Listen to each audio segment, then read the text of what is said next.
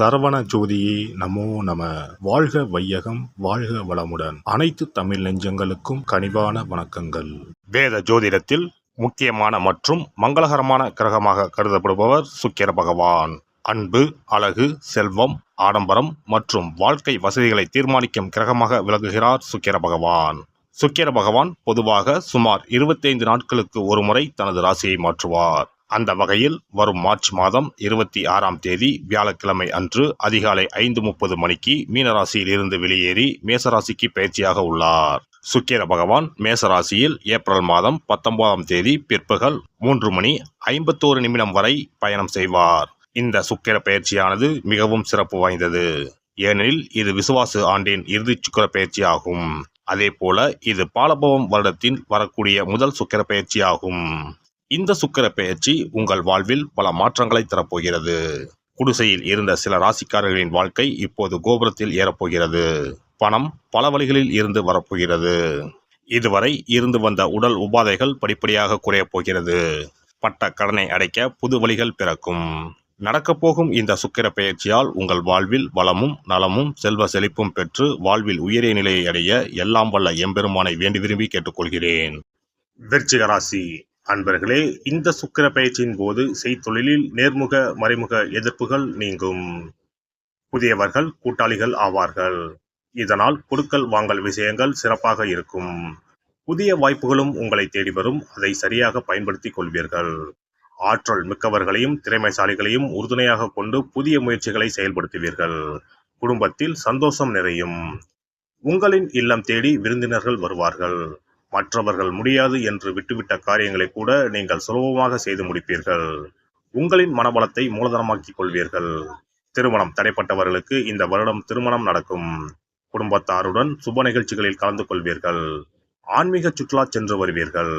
மற்றபடி வெளி ஆட்களிடம் உங்களின் தொழில் ரகசியங்களை பகிர்ந்து கொள்ள வேண்டாம். பூர்வீக சொத்து சம்பந்தப்பட்ட பிரச்சனைகளை விட்டு கொடுத்து முடித்துக் கொள்ளவும். இந்த காலகட்டத்தில் எதிர்பாராத செலவுகளும் அதனால் கவலைகளும் உண்டாகும். நம்பகமான கூட்டாளிகளிடம் முக்கியமான வேலைகளை பிரித்து கொடுத்து அவர்களின் விருப்பப்படி செயல்பட அனுமதிப்பீர்கள். அனுபவசாலிகளின் வழிகாட்டுதலின்படி குறித்த காலத்தில் திட்டமிட்டு செயல்படுவீர்கள். உங்களின் காரியங்கள் நேர்த்தியாக இருக்குமாறு பார்த்துக் கொள்வீர்கள். நல்ல நண்பர்களின் ஒத்துழைப்புடன் கடினமான வேலைகளையும் செய்து முடிப்பீர்கள். பெற்றோர் வழியில் சில மருத்துவ செலவுகள் உண்டாகலாம். உடன் பிறந்தோரால் அனாவசிய பிரச்சனைகள் ஏற்படலாம். அதனால் அவர்களிடம் பக்குவமாக நடந்து கொள்ளவும். அனாவசியமான பயணங்களை தவிர்ப்பது நல்லது. மேலும் பயணங்களின் போது கவனம் தேவை. மற்றபடி பிள்ளைகளுக்கு சிறப்பான வருமானம் தரும் உத்தியோகம் கிடைக்கும். எவருக்கும் இந்த காலகட்டத்தில் வாக்கு கொடுப்பதோ முன்ஜாமீன் போடுவதோ வேண்டாம். உத்தியோகஸ்தர்கள் இயந்திர வாழ்க்கையில் இருந்து விடுபட்டு சிந்தனைகளுக்கு செயல் வடிவம் கொடுக்க நினைப்பீர்கள். உங்களின் முன்னேற்றத்திற்கு தடையாக இருப்பவர்களை இனம் கண்டு விலக்குவீர்கள். பதவி உயர்வு கிடைக்கும். மேலதிகாரிகள் உங்களுக்கு அனுசரணையாக நடந்து கொள்வார்கள். வியாபாரிகளுக்கு கொடுக்கல் வாங்கல் விஷயங்கள் நல்லபடியாக முடியும். கூட்டாளிகள் உங்களை நம்பி புதிய முதலீடுகளில் ஈடுபட சம்மதிப்பார்கள். புதிய சந்தைகளை நாடிச் சென்று உங்களின் வியாபாரத்தை விரிவுபடுத்துவீர்கள்.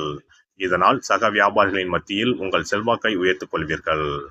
அரசியல்வாதிகள் திட்டமிட்ட காரியங்கள் அனைத்தையும் வெற்றிகரமாக முடிப்பீர்கள். உங்களுக்கு கட்சியில் எதிர்ப்புகள் அதிகரிக்கும் என்பதால் உட்கட்சி பூசல்களில் சிக்கிக்கொள்ளாமல் தப்பித்துக் கொள்வதே புத்திசாலித்தனம். கலைத்துறையினர் பழைய ஒப்பந்தங்களை நன்கு முடித்து கொடுத்த பிறகே புதிய ஒப்பந்தங்களை பெற முயற்சிக்கவும். ரசிகர்களின் மனம் புண்படாத வகையில் நடந்து கொள்ளுங்கள். சக கலைஞர்களும் உங்களுக்கு உதவக்கூடிய நிலையில் இருப்பார்கள்.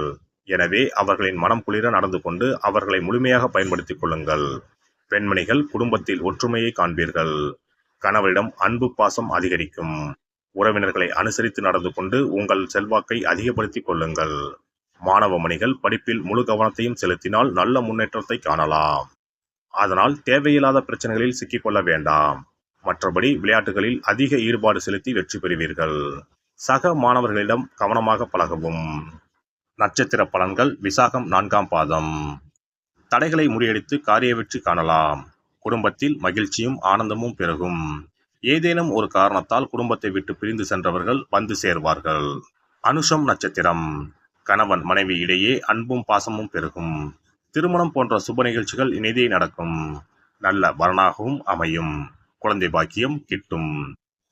கேட்டை நட்சத்திரம். உறவினர்கள் நண்பர்கள் மூலம் அனுகூலம் கிடைக்கும். உடல் நலனை பொறுத்தவரை சிறப்பாக இருக்கும். உத்தியோகம் பார்ப்பவர்களுக்கு முன்னேற்றம் ஏற்படும். கோரிக்கைகள் ஒப்பந்தங்கள் நிறைவேறும். செவ்வாய்தோறும் அருகில் இருக்கும் அம்மன் கோவிலுக்கு சென்று வலம் வந்து வணங்கி வரவும். நல்லெண்ணெய் விளக்கு ஏற்றலாம், கோளாறு பதிகம் பாராயணம் செய்யலாம். செவ்வாய்தோறும் எலுமிச்சை மாலையை அம்மனுக்கு அர்ப்பணித்து வலம் வந்து வணங்குங்கள். முன்னோர் வழிபாடு தினமும் செய்யவும். ஒரு முறையாவது குலதெய்வத்தையும் இஷ்ட தெய்வத்தையும் ஒரே நாளில் சென்று தரிசித்து வாருங்கள். கடன் பிரச்சனைகள் தீரும், குடும்பத்தில் மகிழ்ச்சி நிலவும், மன நிம்மதி உண்டாகும். சிறப்பு தொகுப்பு. இனி சுக்கிர பகவானின் அருளை முழுமையாக பெற வெள்ளிக்கிழமையில் செய்ய வேண்டிய வழிபாடு என்ன என்பதனை பற்றி காண்போம். வெள்ளிக்கிழமை என்பது தெய்வ வழிபாட்டிற்கு உரிய நாளாகும்.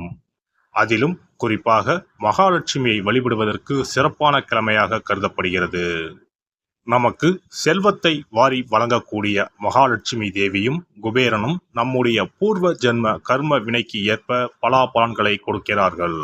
அதை அனுபவிக்க செய்யும் பொறுப்பு சுக்கிர பகவான் பார்த்து கொள்கிறார். ஒருவர் செல்வந்தராக இருப்பதற்கு ஜாதகத்தில் சுக்கிரன் அருள் கட்டாயம் இருக்க வேண்டும். சுக்கிரனுடைய அருள் பெற வெள்ளிக்கிழமையில் சுக்கிரஹோரை வரும் நேரத்தில் இவ்வாறு வழிபாடு செய்தால் சுபபோக வாழ்க்கையை அனுபவிக்க முடியும். ஒருவருடைய ஜாதகத்தில் சுக்கிரன் நீச்சம் பெற்றால் உடல் ரீதியான ஆரோக்கிய ரீதியான பாதிப்புகள் ஏற்படும். சொத்து சுகங்கள் எவ்வளவு இருந்தாலும் அதை முழுமையாக அனுபவிக்க முடியாமல் செய்துவிடும். பெரிய பெரிய பணக்காரர்களை எடுத்துக்கொண்டால் அவர்களிடம் எவ்வளவு காசு கொட்டி கிடந்தாலும் சுக்கிர தசை இல்லை என்றால் அவ்வளவு பணமும் வீண் விரயமாகத்தான் போகும். குறிப்பாக மருத்துவ செலவுகள் செய்தே சொத்துக்கள் அழியும் நிலை வரும். இதற்கு சுக்கிர பகவானுடைய வழிபாடு நல்ல ஒரு பலனை கொடுக்கும். சுக்கிர பகவானுக்கு வெள்ளிக்கிழமை என்பது உரிய தினமாகும். சுக்கிரன் அருள் பெற வீட்டில் வெள்ளி பொருட்களை பயன்படுத்துவது நலமாகும். வெள்ளியில் சுக்கிரன் வசிப்பதாக ஐதீகம் உள்ளது. வெள்ளி பொருட்கள் கொண்டு பூஜை செய்தால் சகல சௌபாக்கியங்களும் உண்டாகும். சுக்கிர வழிபாடு செய்ய நினைப்பவர்கள் காலை 6 மணி முதல் 7 மணி வரையிலான காலம் சுக்கிரஹோரை ஆகும். அதனை தவறவிட்டால் மதியம் 1 மணி முதல் 2 மணி வரை சுக்கிரஹோரை நிகழ்கின்றது. அதையும் தவறவிட்டால் இரவு 8 மணி முதல் 9 மணி வரையிலான சுக்கிரஹோரை நேரத்தில் வழிபாடுகள் செய்து பயன்பெறலாம். இவற்றில் காலை 6 மணி முதல் 7 மணி வரையிலான முதல் சுக்கிரஹோரையில் சுக்கிர வழிபாடு செய்வது சிறப்பான பலன்களை கொடுக்கும். காலை முதல் மாலை வரை உபவாசம் இருந்து சுக்கிர பகவானுக்கு உரிய காயத்ரி மந்திரத்தை உச்சரித்து கல்கண்டு சேர்த்த சர்க்கரை பொங்கலை நைவேத்தியம் படைத்து வெள்ளை நிற பூக்களால் அர்ச்சனை செய்ய வேண்டும். சுக்கிர தசை நடப்பவர்களும் சுக்கிரன் நீச்சம் பெற்ற ஜாதகக்காரர்களும் இந்த வழிபாடு செய்வது சிறப்பான பலன்களை கொடுக்கும். சுக்கிர தசை நடக்கும் பொழுது சுக்கிர வழிபாடு செய்து வர வருமானத்தை சுகமான வாழ்க்கை வாழ்வதற்கு உரிய வகையில் பயணிக்க செய்யும். வீடு நிலம் வாங்குவது, ஆடம்பர பொருட்கள் சொத்துக்கள் போன்றவற்றை வாங்க வைக்கும். அதுவே சுக்கிரன் நீசம் பெற்ற காலத்தில் இந்த வழிபாடு செய்பவர்களுக்கு வீண் விரயங்கள் இல்லாமல் ஓரளவிற்கு வறுமையிலிருந்து பிழைக்கச் செய்யும். வெள்ளிக்கிழமையில் நவக்கிரக கோவிலுக்கு சென்று சுக்கிர பகவானுக்கு வெள்ளை வஸ்திரம் சாற்றி வழிபாடு செய்யலாம். வெள்ளை நிற நைவேத்தியங்கள் தயார் செய்து கோவிலில் வரும் பக்தர்களுக்கு தானம் செய்யலாம். இவ்வாறு செய்து வர சுக்கிரனின் முழு அருளும் கிடைக்கப் பெற்று வாழ்வில் உயரிய நிலையை அடைவீர்கள். எல்லாம் வல்ல இறையருளால் நீங்களும் உங்கள் அன்பு குடும்பமும் உடல் நலம், நீலாயுள், நிறை செல்வம், உயர் புகழ், மெய்ஞானம் ஓங்கி வாழ்க வளமுடன். இந்த வீடியோ பதிவு உங்களுக்கு பிடித்திருந்தால் லைக் பண்ணுங்க, கமெண்ட் பண்ணுங்க, ஷேர் பண்ணுங்க, மறக்காம சப்ஸ்கிரைப் பண்ணுங்க, பக்கத்துல இருக்கிற பெல் பட்டனை கிளிக் பண்ணுங்க. நன்றி, வணக்கம். ஓம் நமச்சிவாய, சிவாய நம.